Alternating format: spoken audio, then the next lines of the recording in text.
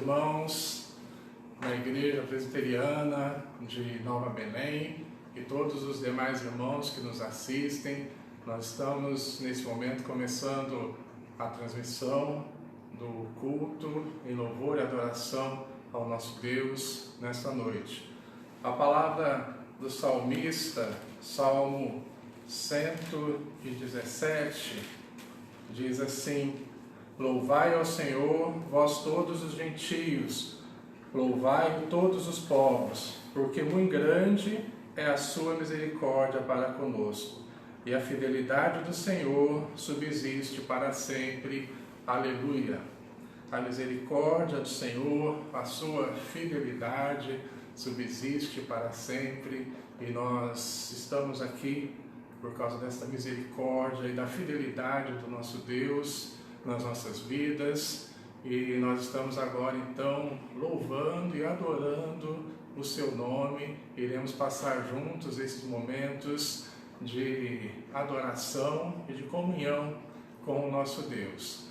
Nós vamos ter uma oração de adoração nesse momento. Senhor Deus, nós te louvamos, nós engrandecemos o teu nome, porque o Senhor é o único digno de glória, de honra, de louvor e adoração. Aceita a nossa adoração, ainda que imperfeita, que o Senhor esteja conosco e com quem está nos ouvindo nesse momento. É em nome do teu Filho Jesus é que nós oramos. Amém. Nós vamos agora fazer a leitura do Salmo 19, dos versículos de 1 a 4. A excelência da criação e da palavra de Deus. Os céus proclamam a glória de Deus e o firmamento anuncia as obras das suas mãos. Um dia discursa a outro dia, e uma noite revela conhecimento a outra noite. Não há linguagem, nem há palavras, e deles não se ouve nenhum som. No entanto, por toda a terra se faz ouvir a sua voz e as suas palavras até os confins do mundo. Os céus proclamam a glória de Deus. Nós estaremos agora cantando o hino número 28, que fala sobre isso, sobre a criação de Deus. O hino se chama Coroação. Duas obras te coroam como um halo de esplendor. Do nosso inário, o Inário Novo Cântico, número 28, se você tem aí na sua casa, pode acompanhar com a gente. Amor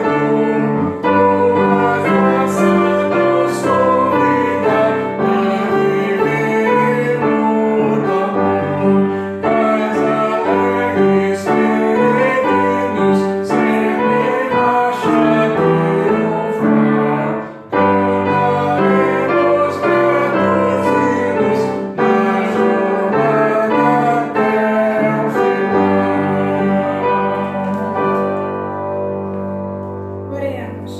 Senhor Deus, nosso Pai, graças te damos, Senhor, porque estamos aqui, ó Pai, e podemos te louvar e glorificar o teu santo nome, ó Pai. Muito obrigada, Senhor, porque a sua misericórdia se renova a cada manhã. Muito obrigada porque, apesar de todo este momento difícil que estamos vivendo, a sua graça recai sobre as nossas cabeças, ó Pai, e o Senhor nos sustenta, ó Pai. Muito obrigada, louvado e engrandecido seja o teu nome por tudo, ó Pai. Eu oro em nome de Jesus. Amém. Amém.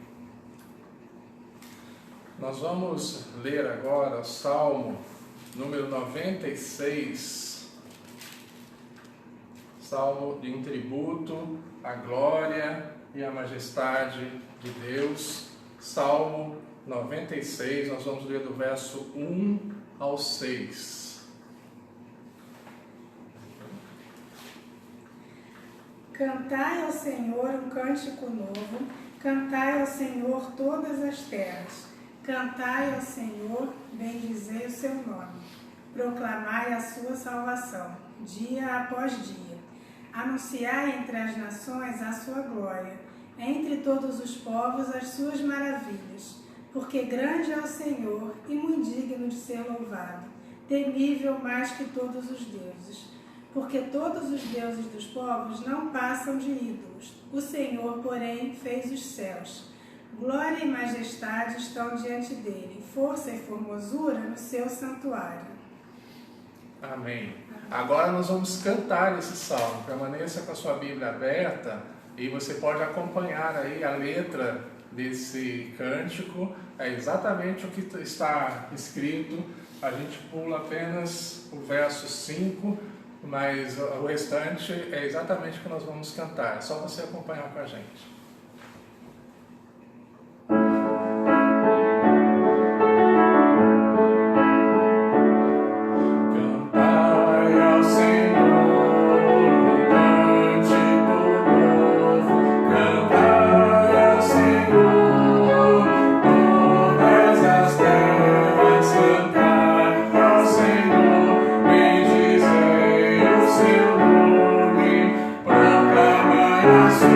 Sua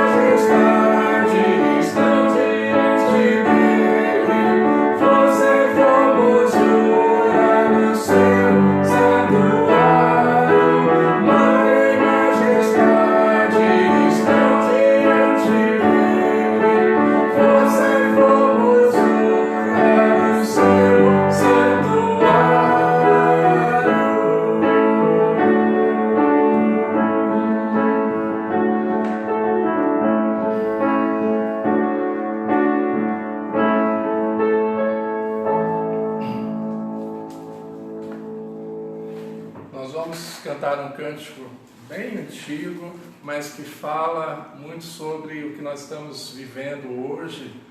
Então, para você relembrar aí, cante com a gente, não olhe as circunstâncias, olha o seu amor, não me guie por vistas, alegre estou. Esse é um momento em que o cristão pode cantar isso. O cristão tem esse privilégio, no meio de tanta dificuldade, de tantos problemas, a gente pode cantar, não olho as circunstâncias. Cante conosco.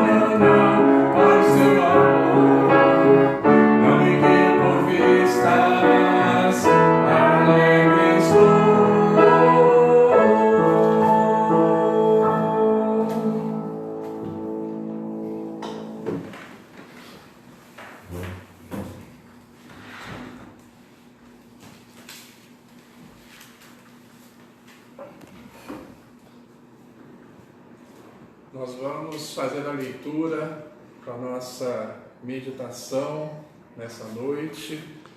Hoje é um dia especial no calendário litúrgico, é um dia que nós comemoramos, é um dia chamado de Domingo de Ramos, onde a gente lembra a entrada triunfal de Jesus em Jerusalém.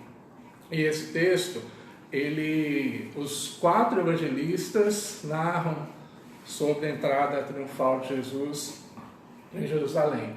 Nós vamos dar uma olhada, vamos ler no evangelista Marcos, capítulo 11, verso de 1 a 10. Marcos 11, de 1 a 10, eu vou ler para os irmãos. A entrada triunfal de Jesus em Jerusalém. Mas antes vamos fazer uma oração pedindo que Deus nos abençoe nesse momento de meditação na sua palavra. Senhor Deus, nós pedimos que o Senhor nos fale nessa noite, a nós e a todos que estão nos acompanhando nesse momento, que o Senhor nos dê discernimento, que o Senhor abra os nossos corações, o nosso entendimento para ouvirmos a Tua palavra. Em nome de Jesus que nós oramos. Amém. O evangelista Marcos diz assim: quando se aproximavam de Jerusalém, de Betfagé e Betânia, junto ao Monte das Oliveiras, enviou Jesus 2 dos seus discípulos e disse-lhes: ide à aldeia que aí está diante de vós, e logo ao entrar achareis preso um jumentinho, o qual ainda ninguém montou. Desprendei-o e trazei-o. Se alguém vos perguntar: por que fazer isto? Respondei: o Senhor precisa dele e logo o mandará de volta para aqui. Então foram e acharam o jumentinho preso, junto ao portão, do lado de fora, na rua, e o desprenderam. Alguns dos que ali estavam reclamaram: que fazeis soltando o jumentinho? Eles, porém, responderam conforme as instruções de Jesus. Então os deixaram ir. Levaram o jumentinho sobre o qual puseram as suas vestes, e Jesus o montou. E muitos estendiam as suas vestes no caminho, e outros ramos que haviam cortado dos campos.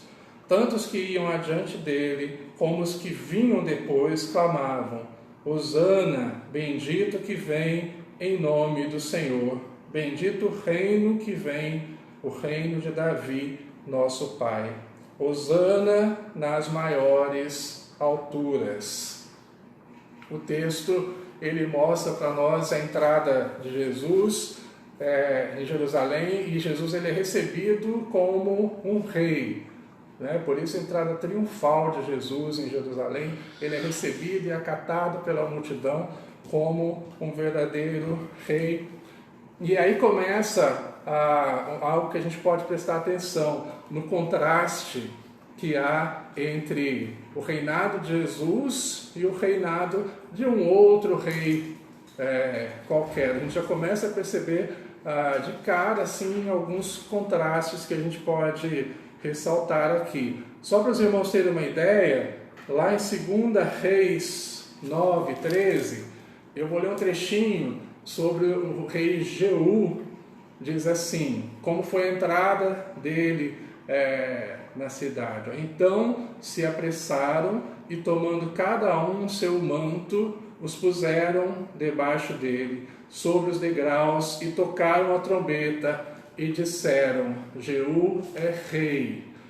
Então claramente o texto mostra que as pessoas estendiam seus mantos, tocava-se trombeta, tinha toda uma pompa e circunstância para receber o rei.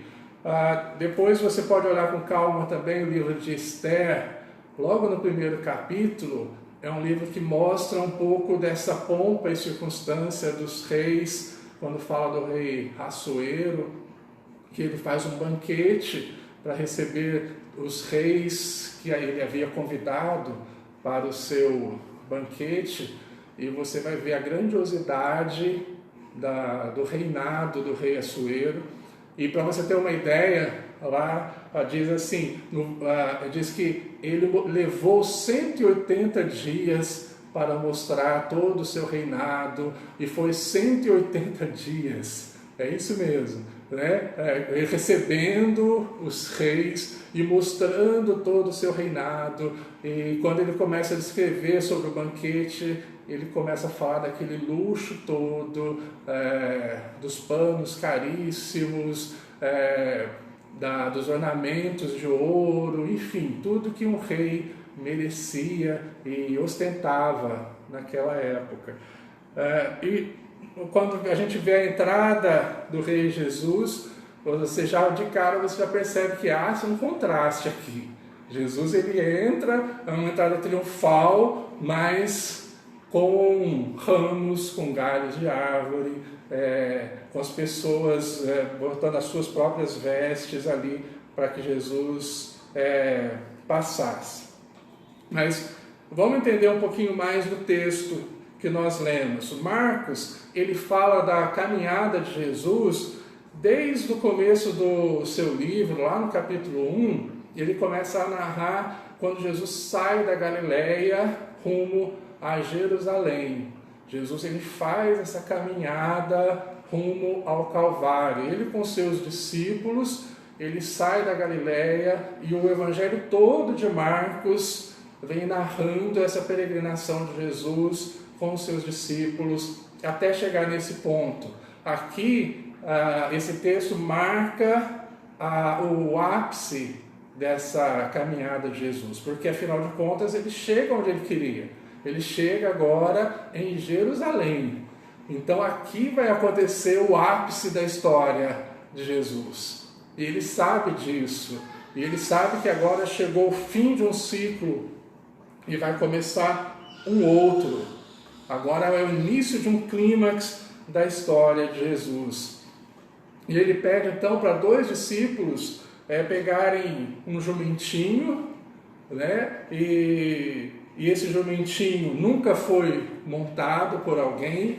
E aí você já começa a perceber alguma relação com o nascimento de Jesus e a morte de Jesus. Jesus nasce de Maria, nasce de uma virgem. Depois ele entra em Jerusalém montado num jumentinho que nunca foi montado por alguém. E quando ele morre, ele é enterrado num túmulo novo, onde ninguém foi enterrado ali. Ele envia então 2 discípulos para pedir emprestado ali aquele jumentinho, que é símbolo de humildade, que era símbolo também de paz, né? Um rei nunca viria montado num jumentinho, né? Ou viria numa linda carruagem, ou viria montado num cavalo branco, algo do tipo. Então o jumentinho simbolizava assim a humildade e ao mesmo tempo também simbolizava a paz. Nenhum guerreiro, nenhum general iria à frente da batalha montado num jumentinho. O jumentinho simbolizava também a paz. Mas fato é que Jesus pede envia, na verdade, os seus discípulos e fala para que eles tomem aquele jumentinho emprestado. E a frase é: o Senhor precisa, né? O Senhor precisa desse jumentinho, se você for questionado, né? E acontece 2 coisas interessantes aí. Quando ele é questionado, eles são questionados pelo dono do jumentinho e eles dizem, como Jesus havia mandado dizer, o Senhor precisa, mas aquele dono, entre aspas, do jumentinho, empresta na hora, né? Sinal de que ele também era um discípulo de Jesus. Não havia somente os 12 discípulos, haviam muitos discípulos de Jesus já espalhados ali por aquela região. E quando os discípulos falam, o Senhor precisa, esse é o sinal, e aquele homem entende que é o Senhor Jesus e ele empresta na mesma hora. Outra coisa que eu queria que vocês prestassem atenção é Jesus não só pede emprestado, como ele diz que ele vai devolver aquele jumentinho, né? E aí é muito interessante porque é o Rei dos Reis, é o dono do ouro e da prata que toma emprestado e promete devolver. Ele toma emprestado porque é dele já, né? O que foi ele que criou, dono de todas as coisas, mas mesmo assim ele pede emprestado e devolve. Em seguida, os os discípulos colocam suas vestes no jumentinho para que Jesus fique acomodado e monte no jumentinho, e as pessoas, elas colocam não só seus mantos, suas roupas, mas como também galhos, né, ramos que eles pegaram no campo, ramos de palmeiras, e aí a gente começa também a ver esse contraste enorme que há entre Jesus e um rei da época, né? Jamais um rei admitiria esse tipo de coisa, mas Jesus, ele é um reinado, é um rei diferente, e é isso que eu gostaria que os irmãos começassem a prestar atenção nisso, né? É um reinado diferente do que se esperava na época, e até mesmo hoje, não é verdade? E Marcos diz que atrás vinha uma multidão, e na frente também havia outra multidão seguindo Jesus, um acompanhando por trás, outro na frente. Isso é fácil de explicar, porque atrás vinham com Jesus os seus discípulos e as pessoas que vinham peregrinando com ele. E lá em João 12, quando fala do mesmo texto, ele fala de um grupo que tinha presenciado a ressurreição de Lázaro, o milagre da ressurreição de Lázaro, e que esse grupo, essa multidão, já estava em Jerusalém para a festa da Páscoa. E eles saem também de encontro com Jesus. E o que eles falavam? Tanto os que estavam à frente quanto os que vinham atrás. Eles falavam: Hosana ao que vem em nome de Jesus. Hosana significa salve agora, é salvar agora, é salve, nós te suplicamos. Bendito o que vem em nome do Senhor. É uma citação do Salmo 118, que é um salmo messiânico. Então eles estavam reconhecendo que Jesus era o Messias esperado. Eles estavam pedindo que, através da palavra Hosana, a salvação, né? Que Jesus os salvasse. E a outra frase que eles dizem em seguida é: bendito o reino que vem, o reino de Davi. Eles reconheceram Jesus como um rei da descendência do rei Davi. E aí a gente precisa entender bem isso, que havia um grupo ali que entendeu sim a verdadeira missão de Jesus, mas tudo leva a crer que esse grupo era a minoria, porque a grande maioria, a grande parte ali estava entendendo ou esperava um Messias que os libertasse agora.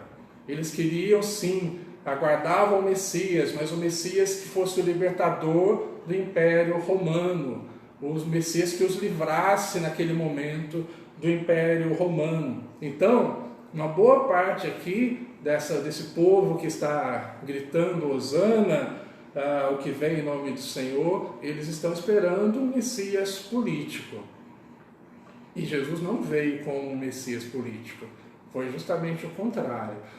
Tanto é verdade que esse pessoal aqui, que fez isso no domingo, né, ovacionou Jesus, na sexta-feira vai ser a mesma multidão que vai falar crucificam. É a mesma multidão que vai falar Barrabás, salve Barrabás, e crucifica Jesus Cristo. A entrada triunfal de Jesus em Jerusalém, ela revela para nós o triunfo de um rei diferente. Um rei que tem outras prioridades. Um rei que tem um reinado diferente. Os seus súditos devem ser diferentes. Os valores do reino, deste novo reino, devem ser diferentes. Na verdade, é um rei que vira de ponta cabeça todo o conceito de reinado que as pessoas tinham na época. E ele continua a fazer isso conosco ainda hoje. Muitas vezes ele vira de ponta cabeça o nosso entendimento, as nossas expectativas, e a gente precisa entender este novo rei que está agora entrando em Jerusalém mas entrando não para reinar, entrando para morrer, para dar a sua vida em favor de muitos. Eu queria então mostrar para vocês alguns aspectos disso, rapidamente, que Jesus, então, ele é um rei bem diferente do que se esperava. Para começar, ele é um rei que pede emprestado, como a gente falou logo no início, quando eles vão lá pedir o burrinho, o jumentinho para Jesus. Ele é um rei que é criador de todas as coisas, que é rei sobre todas as coisas, mas ele é um rei que pede emprestado e que devolve depois que usa. Não é interessante isso? A gente perceber isso em Jesus Cristo? E a primeira coisa, duas coisas nesse ponto que eu queria mostrar para os irmãos. Primeira coisa é, quando os discípulos falam, o Senhor precisa desse jumentinho, o outro que era o proprietário, o dono, prontamente já ajuda. Porque como nós falamos, provavelmente ele também era um discípulo de Jesus Cristo, um seguidor de Jesus Cristo. E ele entendeu quando os discípulos falaram, o Senhor, esse Senhor com letra maiúscula, o Senhor Jesus precisa do jumentinho. Como aconteceu também na última ceia, que vai logo em seguida que Jesus fala para eles conseguirem um lugar apropriado para que fosse feita a ceia, e eles vão e falam com a pessoa que Jesus mandou falar, e ele prontamente arruma um lugar propício para que a ceia fosse feita. Como nós estamos precisando de gente assim hoje, de discípulos de Cristo, prontos a ajudar, prontos a fazer a obra, prontos para, diante dessa frase, o Senhor precisa, e essa pessoa está lá, pronta a estender as mãos. Outro detalhe importante que a gente precisa aprender com Jesus, Jesus sendo o dono de todas as coisas, ele pega emprestado e ele devolve o jumentinho. Nós não somos os donos de todas as coisas, como Jesus era, o rei absoluto sobre tudo, mas nós muitas vezes achamos que somos o dono das coisas, né? Achamos que temos o poder nas nossas mãos, que as coisas são nossas, né? Temos o controle de tudo, mas a gente tem que aprender com Jesus. Nós temos, tudo que nós temos é emprestado, é Deus quem nos dá. Ele não, Jesus era o dono, e mesmo assim ele pede emprestado. Nós não somos os donos, pegamos emprestado, mas queremos dar uma de dono, não é verdade? Então, a gente tem que aprender que nossos dons e talentos, por exemplo, são dados para nós, são emprestados a nós, nós precisamos devolvê-los a Deus, consagrá-los a Deus. O nosso dinheiro, coisa mais difícil na igreja, é convencer a igreja a dar dízimo, a dar oferta, mas a gente tem que lembrar que não é nosso, que nós precisamos devolver a Deus a parte que Ele nos pede, o nosso tempo, e mais importante que o dinheiro, que o tempo, que dons e talentos que nós precisamos devolver a Deus, é a nossa vida. Até mesmo a nossa vida é um dom de Deus para nós, ela não é nossa, e nós precisamos devolver para Deus. E como que a gente faz isso? A gente faz consagrando a nossa vida a Deus. Da mesma forma como você ganhou esta vida, esse dom da vida, e hoje a gente está vendo como esse dom é precioso. Todos nós estamos trancafiados em casa, isolados, porque é um vírus que a gente nem enxerga, pode nos matar em poucos dias, né? Então é um dom precioso de Deus e que nós devemos voltar, nos é emprestado, nós devemos consagrar novamente a Deus este dom que Ele nos dá, que é o dom da vida. Outro ponto também que eu já citei e gostaria de enfatizar é que este rei é um rei humilde, é um rei pacífico. Lá em Isaías já falava do príncipe da paz.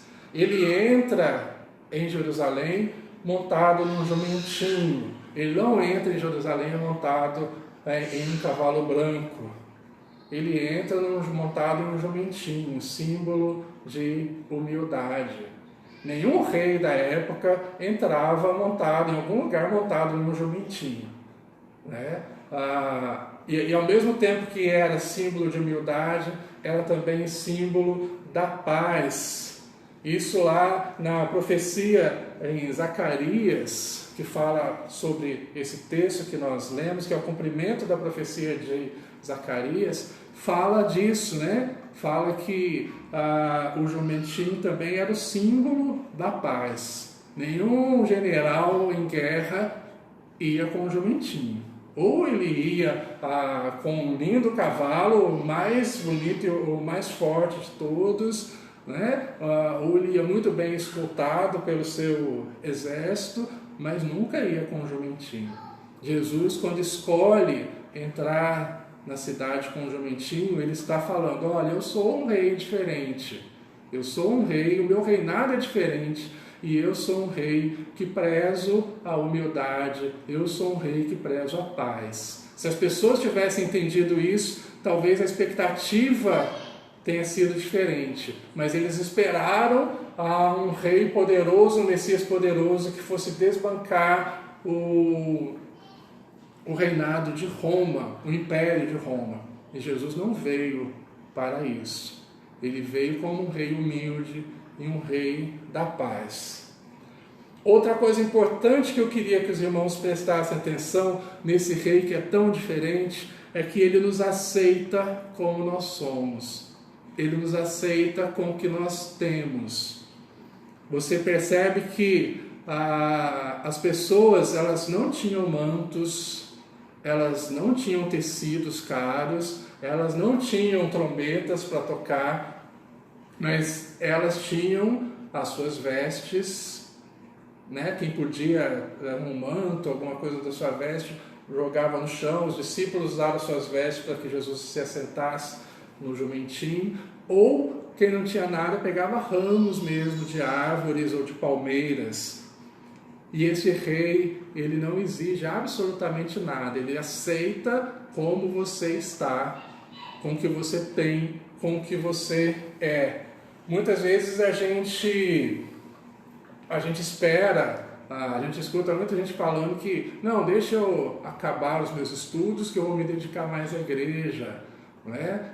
Deixa eu terminar aqui o meu projeto de trabalho, e aí quando eu estiver mais folgado, eu vou me dedicar mais ao Senhor, eu não tenho tempo. Enfim, as pessoas ficam esperando chegar um dia que elas possam ter condições de entregar a sua vida a Deus, dedicar mais a sua vida a Deus. E esse texto nos mostra que não. Jesus aceitou o seu povo, né? A adoração daquele povo do jeito que eles eram e com o que eles tinham. Não exigiu nada mais do que isso deles. O último ponto que eu gostaria que os irmãos prestassem atenção Jesus é um rei que não só é um rei totalmente diferente, mas ele é um rei que dá a vida pelos seus súditos. No normal, um rei normal seria exatamente o contrário, né? O súdito é que dá a vida pelo seu rei. Mas, no caso de Jesus, é ele quem dá a vida. Jesus não exige sacrifício, ele é o próprio sacrifício. Ele não ordena a morte de nenhum dos seus súditos. Pelo contrário, é ele que morre por todos eles. Jesus não aprisiona, ele liberta. Agora, nós precisamos tomar cuidado com as nossas expectativas. Eu já citei no início e quero reforçar agora. Nós temos duas expectativas, duas lentes que você pode olhar esse texto. Uma é a lente do povo, da multidão, dos judeus. A outra é a lente de Jesus, do reino de Jesus. Se você olhar pela lente dos judeus, daquela multidão que estava adorando a Jesus, eles estavam gritando: Hosana, salve-nos agora. Bendito o Messias que vem para nos salvar, para nos libertar do Império Romano. Bendito o Messias que é descendente do rei Davi. Eles estavam com uma expectativa política de uma libertação naquele momento, do sofrimento que eles estavam passando naquele momento. A expectativa era de que Jesus vencesse o Império Romano, né? Pilatos que se cuide com Jesus, Herodes que se cuide, porque agora nós achamos o nosso Messias, o nosso representante. Mas o que aconteceu na sexta-feira foi que essas pessoas se decepcionaram, porque elas tiveram uma expectativa que Jesus não tinha falado para elas sobre isso. Aliás, ele falou exatamente o contrário. Eles é que não quiseram ouvir Jesus. Jesus, quando multiplicou o pão e a multidão seguiu Jesus, ele mesmo falou: olha, não me siga pelo pão que perece, vocês têm que me seguir pelo pão que não perece. Não me siga por conta de coisas materiais, mas de coisas que não são materiais, porque meu reino é diferente. Mas as pessoas não entenderam essa mensagem e seguiram Jesus pensando no Messias libertador daquele momento difícil que eles estavam vivendo. E no final eles se decepcionam, por isso eles falam: crucifica-o, crucifica-o. Por isso eles escolhem Barrabás, por isso eles crucificam Jesus junto com os ladrões. Mas se você olhasse, melhor dizendo, se você olhar pelo ângulo dos judeus, você vai achar que foi um fracasso esse dia, né? Essa entrada de Jesus, e que ele fracassou no final. Mas se você olhar pela lente de Cristo, você vai perceber que sim, foi um sucesso. Jesus conseguiu exatamente o que ele queria, cumprir os planos de Deus para a sua vida. Ele caminhou o tempo todo da Galileia para Jerusalém, e agora ele chega em Jerusalém. Ele tem um apoio popular muito grande, e Jesus sabia que quanto maior seria o apoio popular dele, maior seria também o ódio daqueles dos poderosos. E Jesus percebe que tudo se encaminha para o cumprimento do plano de Deus. O dia da sua morte estava chegando. Ora, não foi para isso que ele veio? Não foi para morrer por nós, para dar a vida por nós? Então, foi um sucesso mesmo. Jesus estava ali agora cumprindo todo o seu propósito que quando ele vem à Terra. Por isso nós não devemos olhar para o mundo à nossa volta com as nossas lentes humanas, mas sim com a lente de Cristo, com a lente do Evangelho. Ele veio à Terra, veio cumprir a sua missão, veio morrer pelos nossos pecados. Ele não veio satisfazer os seus desejos, nem seus, nem os meus. Ele não veio satisfazer os desejos afetivos e financeiros da humanidade. Ele não veio satisfazer os desejos de poder, nem os desejos políticos nossos. E se a gente olhar por esse prisma, a gente vai ter uma visão enganosa do Evangelho de Cristo. Nós precisamos olhar pela lente de Cristo. Ele veio trazer vida. Ele veio morrer para nos dar vida e vida em abundância. Em vida em abundância hoje e também na eternidade, no porvir. E a entrada triunfal de Jesus fala isso. Por isso que ela é a entrada triunfal de Jesus. Ela é uma entrada diferente, de um rei diferente. Ela é uma entrada onde se esperava muita pompa e circunstância, muita exibição de poder, exibição bélica. Você não tem nada disso. O que você tem é um rei que entra num jumentinho, é um rei que é humilde, é um rei que pede emprestado até o jumentinho, né? é um rei que aceita as pessoas como elas são, e é um rei que vem para morrer, para dar a sua vida. Se você não olhar com as lentes de Cristo, você não entenderá o Evangelho. Você terá dificuldade de entender e de aceitar Jesus Cristo como seu Salvador. Que Deus nos ajude, através desse texto, a enxergarmos a realidade que está à nossa volta, mas não enxergarmos com a nossa lente humana pecadora, mas devemos enxergar com a lente de Cristo, porque assim nós estaremos vislumbrando o seu reino, e o reino de Cristo é bem diferente do reino da terra. Que Ele nos abençoe. Nós vamos cantar um cântico, outro cântico antigo, que eu queria cantar com os irmãos hoje. Nós vamos cantar Mantos e Palmas, espalhando vai.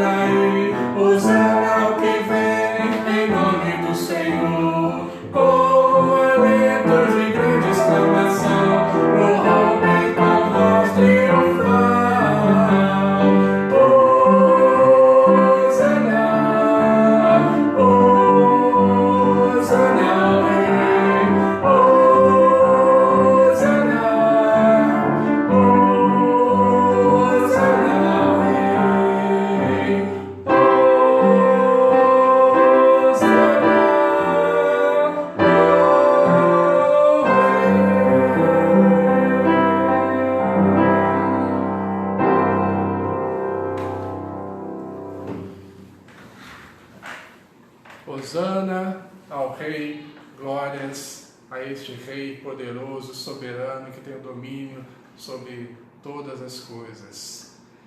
Nós vamos encerrar o nosso culto nessa noite. Vou fazer uma oração a Deus e logo em seguida receberemos a bênção. Oremos. Senhor Deus, nosso Pai, te agradecemos, ó Deus, pela Tua palavra que nos edifica, que nos exorta, ó Deus. Te agradecemos por Teu Filho Jesus Cristo, pelo Teu plano de salvação das nossas vidas, das nossas almas, ó Deus, pelo perdão dos pecados, através do sangue do Teu Filho Jesus Cristo, derramado na cruz, vertido na cruz por nós, ó Pai. Te agradecemos porque não merecemos, mas a Tua graça nos alcançou através de Jesus Cristo, ó Pai. Pedimos que o Senhor continue nos ensinando e nos exortando através da Tua palavra. É em nome do Teu Filho Jesus Cristo que nós oramos. Amém. Recebei a bênção. E a graça do Senhor Jesus Cristo, e o amor de Deus, o Pai, e a comunhão e a consolação do Espírito Santo de Deus estejam sobre todos nós, desde agora e para todos sempre. Amém. Amém. Agradeço a todos a participação na nossa live, neste culto online. Agradeço aos membros da Igreja de Nova Belém e também agradeço às pessoas que estão nos assistindo. Nós temos gente que, eu estou vendo aqui, gente de Minas Gerais assistindo, né? De São Paulo também, que está nos assistindo. Tem gente do Rio de Janeiro, de várias igrejas conhecidas nossas aqui que estão nos assistindo. O nosso agradecimento e um grande beijo para todos. Fiquem com Deus, que Deus nos guarde nesse momento tão difícil que nós estamos vivendo, né? Deus abençoe a todos. Tchau. Amém.